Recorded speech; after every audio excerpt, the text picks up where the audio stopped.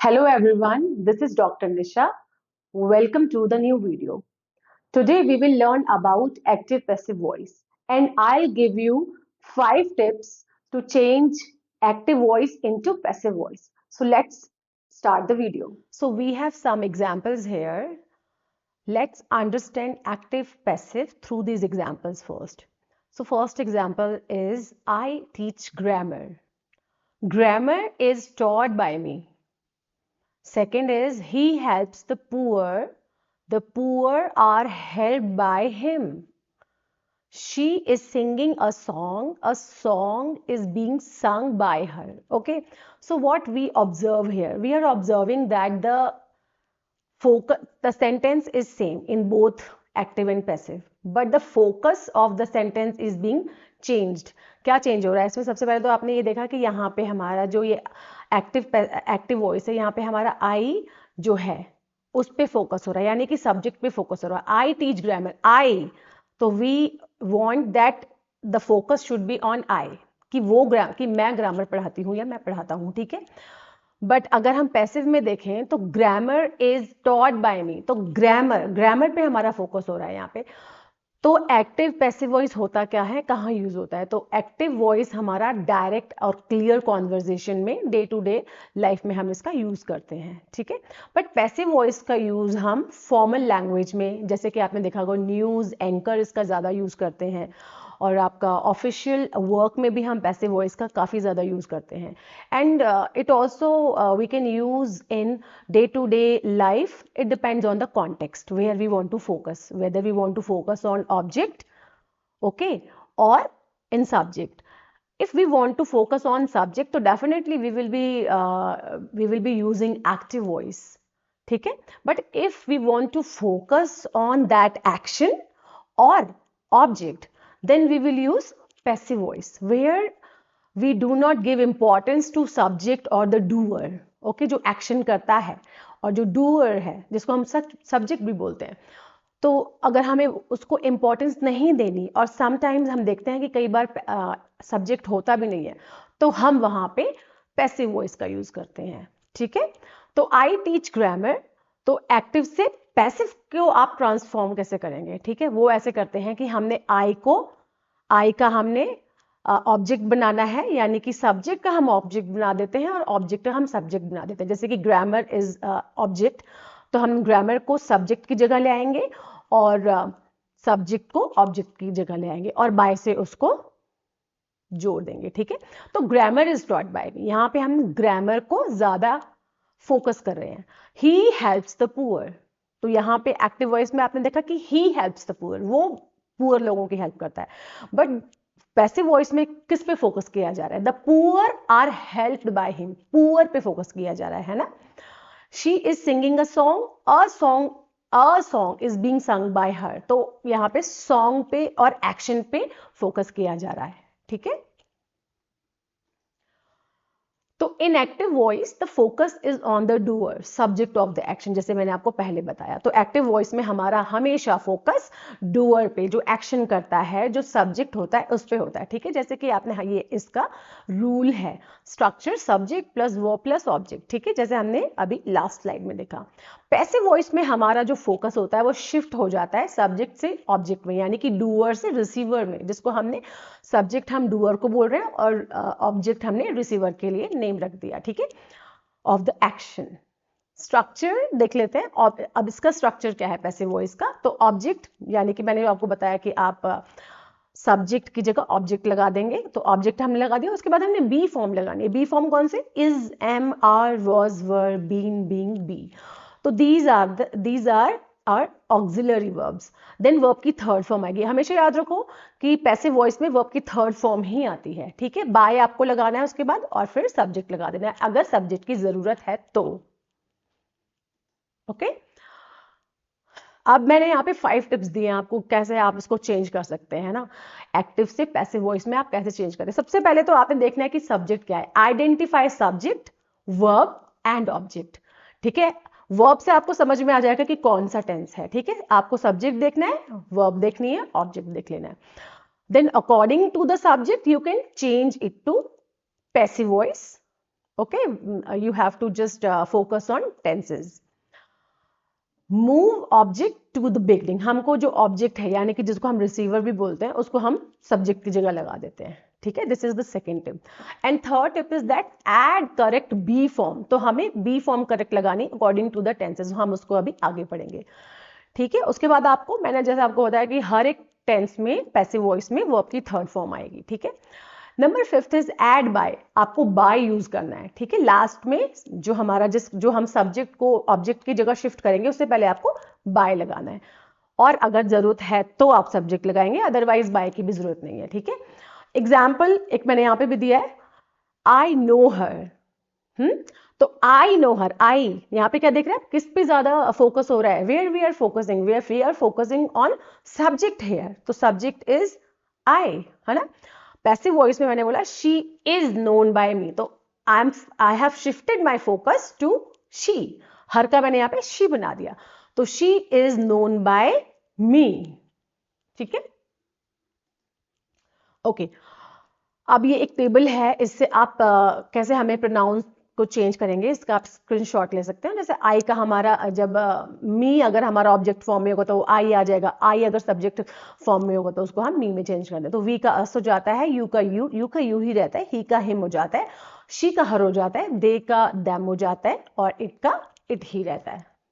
Okay, so we have two types of sentences here, assertive and interrogative. Imperative भी होता है, तो imperative का हम एक सेपरेट वीडियो बनाएंगे, ओके।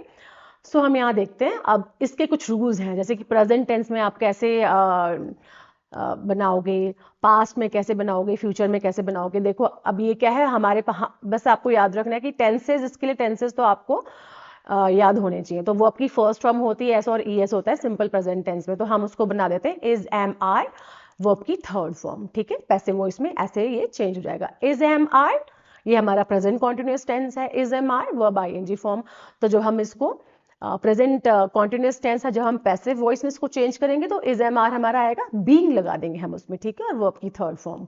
सब्जेक्ट और ऑब्जेक्ट तो आपको मालूम ही है कि सब्जेक्ट तो ऑब्जेक्ट, ऑब्जेक्ट का subject, then we will use by. Has or have, it is present perfect tense, verb third form, so we will use has and have been with verb third form. Then we will use by with object. Past tense में verb की second form आती है, तो हमें passive voice बनाने के लिए was were लगाना है और वर्ब की थर्ड फॉर्म लगानी है। Was were verb ING, it is past continuous tense, when we will transform it in a passive voice, तो we will use was were and being and verb third form. And third is past perfect tense, तो had been लगा देंगे, verb third form लगा देंगे। Future में will verb first form, ये हमारा simple future tense है, तो will be verb third form आ जाएगा। अब फ्यूचर कॉन्टिन्यूअस का हम इसमें नहीं बनाते, फ्यूचर कॉन्टिन्यूअस का पैसिव वॉइस नहीं बनता है, ठीक है।